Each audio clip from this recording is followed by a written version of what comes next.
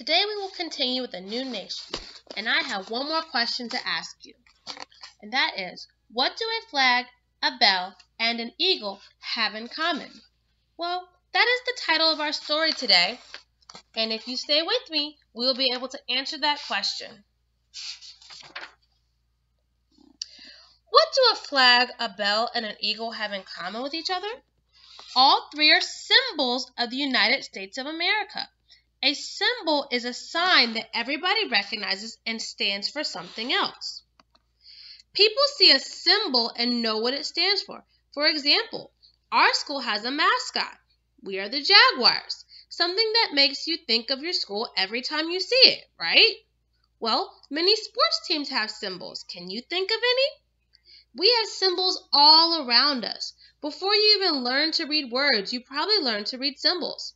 Let's find out how a flag, a bell, and an eagle came to be symbols of the United States of America. Just like this symbol here, when you see it, that red octagon, even before you could read this word, you knew it meant to stop. That's right. And symbols are designed to help keep us safe also. Nice to know. Well, you already know a little bit about our flag from the legend of Betsy Ross. The flag with its circle of 13 stars was not the first flag to be flown in America. During the early days of exploration, flags in many different countries were used to represent land claims, kind of like calling dibs. The first official flag of our nation was the one we discussed before, flown on Independence Day, July 4th, 1776, and adopted officially by the Continental Congress a year later on June 14th, 1777. Do you remember what the 13 stars and stripes stood for? Yes, they were symbols for the 13 colonies that became the first 13 states. As our country grew, more states were added. With each new state, a new star was added to the flag. Pretty soon, there were too many stars to fit in a circle, so the pattern changed over the years. Now we have 50 states and 50 stars arranged in rows, still on a blue background like the original flag. The same 13 red and white stripes remain as reminders of the original 13 colonies.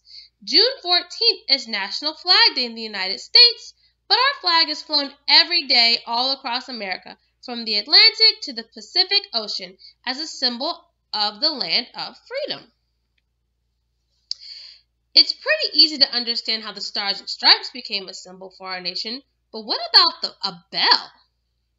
Well, the Liberty Bell, another well-known symbol, is actually older than the United States itself. In 1751, the mostly copper bell was made in Great Britain and shipped to Philadelphia, where it was rung to call people to meetings in the town square. According to legend, the Liberty Bell may have been rung from the State House steeple after the Declaration of Independence was first read in July of 1776, but we don't know for sure. During the Revolution, the colonists feared that the British might melt down the bell for cannonballs, so it was moved and hidden in a town north of Philadelphia until the war ended. Over the years, the bell cracked and was repaired several times. It was rung for the last time on George Washington's birthday in 1846, when it cracked beyond repair. Today, the bell sits outside Independence Hall in Philadelphia.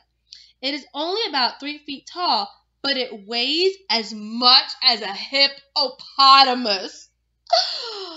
If you visit the Liberty Bell, be sure to look for the words of freedom taken from the Bible and written on its side. Proclaim liberty throughout all the land and unto all inhabitants thereof. Leviticus 25:10.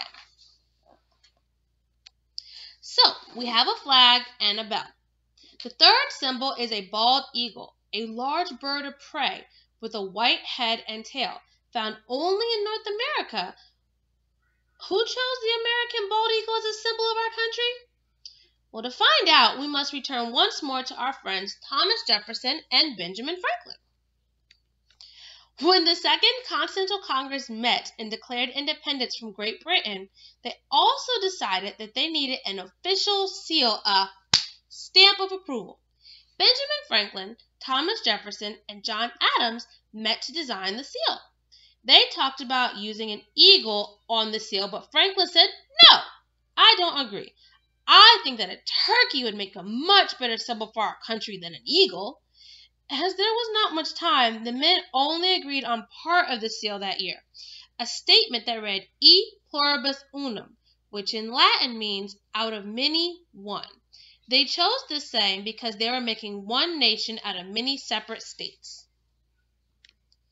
It was not until 6 years later, in 1782, that the bald eagle, a symbol of long life, strength, and freedom, was officially added to the seal.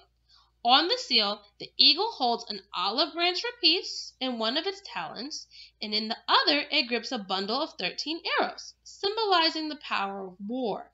Covering its breast is a shield of red and white stripes, and around its head is a crest with 13 stars.